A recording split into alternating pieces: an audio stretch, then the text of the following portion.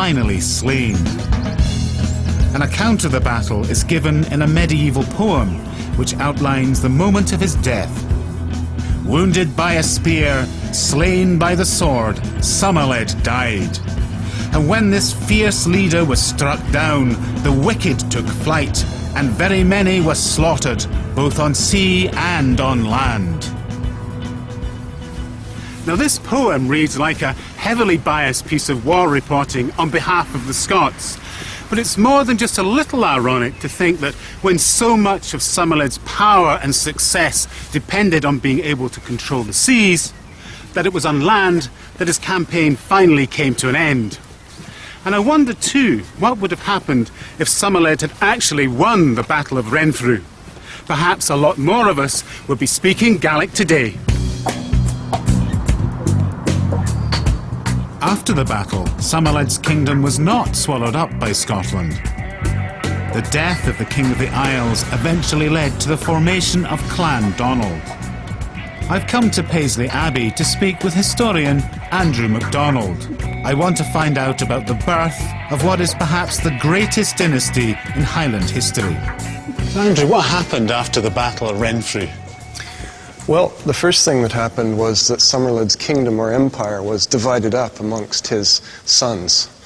And within a couple of generations, one of the dominant figures that emerges in the West is Somerled's grandson named Donald.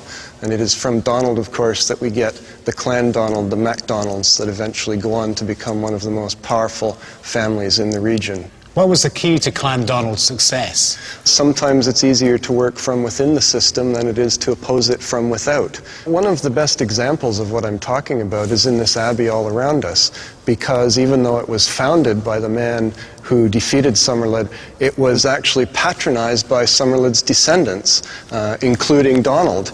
They gave money to the abbey, they pumped money into it, they were benefactors. And in fact, what we see in the 13th century is these men coming much closer into contact with the Scottish kingdom itself. The descendants of Somerled ceased to use the title of king that Somerled had used, and they now tend to describe themselves as lords, or in one document of 1284, barons of the realm of Scotland. But originally they were fighting against the crown, now they're fighting with the crown. So it's a complete turnaround. What was in it for them? Well, I think what was in it for them was, again, opportunism, a means of enhancing their power and their prestige, and that's exactly what happens.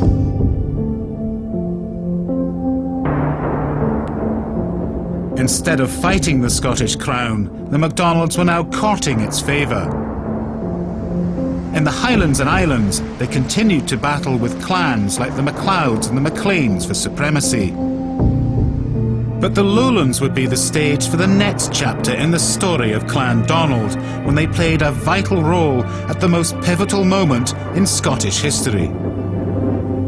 After his coronation in 1306, Scotland's new king, Robert the Bruce, was forced on the run, but was given sanctuary from his enemies on Islay by a young MacDonald chief, Angus Og. And when, in 1314, Bruce faced the might of England at Bannockburn, Angus Og was at his side. It was here, on the flat, marshy ground below Stirling Castle, that they defeated the English, despite being outnumbered 3-1. The Scots' victory came about because of the close relationship that existed between the King of Scotland and the MacDonald clan chief, Angus Og, who brought 5,000 clansmen to fight here at Bannockburn. Bruce sent the MacDonalds into battle with the words, "My hope is constant in thee."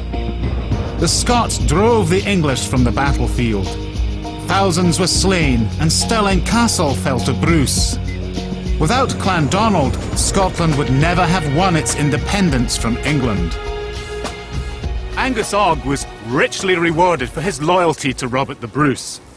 With royal backing, the MacDonalds were soon riding high, and by the end of the 14th century had become the most important and powerful clan in the Highlands and Islands. For the next 200 years, the MacDonalds would be the dominant force in the west of Scotland. Wealthy and well-travelled, the chiefs of Clan Donald were a real power to be reckoned with in the British Isles. And here, in the Highlands and Islands, they created a Gaelic empire, at the heart of which was a vibrant and unique culture.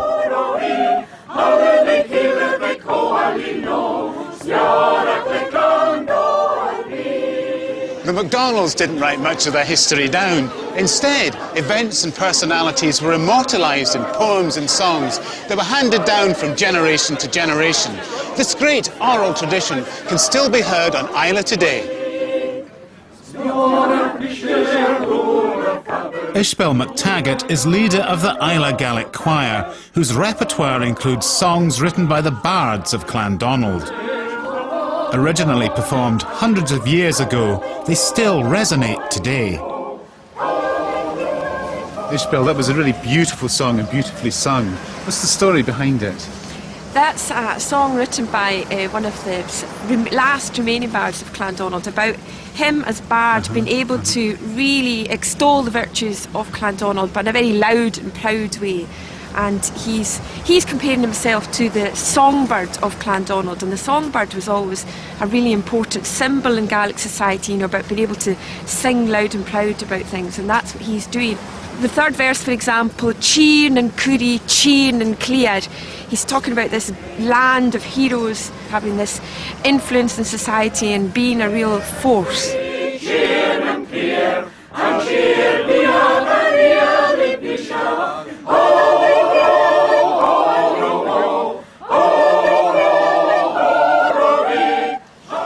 In what way were bards important to Gaelic society in the past? Hugely important. They recorded everything. They were the people that communicated the history. They were the tradition bearers, and because the culture was oral, they were the people that basically passed it down through generations and generations. So hugely important people. What's it like for you singing these songs today? Does it connect you to the past? It's quite remarkable to think that we're singing songs that were written by people that were here hundreds of years ago that are talking about the physical place that we're in. And they're celebrating our culture, and I think that's fantastic.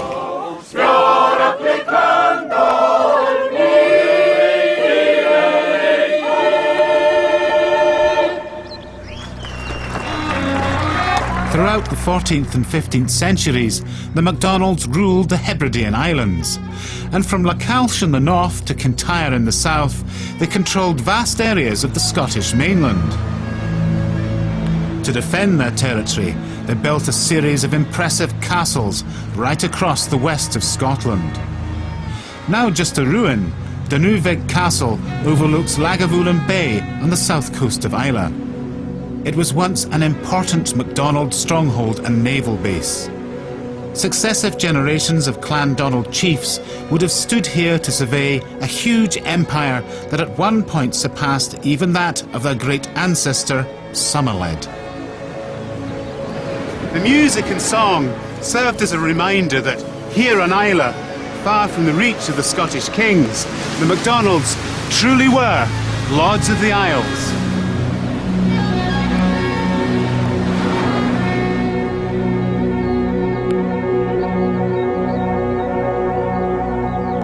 The most convincing evidence of MacDonald's supremacy can be found in the most unexpected of places. Loch Finlagan lies right in the middle of Islay and is miles from the sea. Surprisingly, it was here that Clan Donald, rulers of a great maritime empire, built their seat of power. Dr. David Caldwell of the National Museums of Scotland has spent 10 years excavating this historic site. His findings have given him a unique insight into Finlagan's importance. David, this is obviously a very ancient site. Yes, it is, and we have evidence that's going back to the time of Somerled, I think, in the 12th century. And the evidence carries right through for the Lords of the Isles being here right to the end of the 15th century. A whole impressive series of buildings here. You've got the chapel, which dates to the 14th century.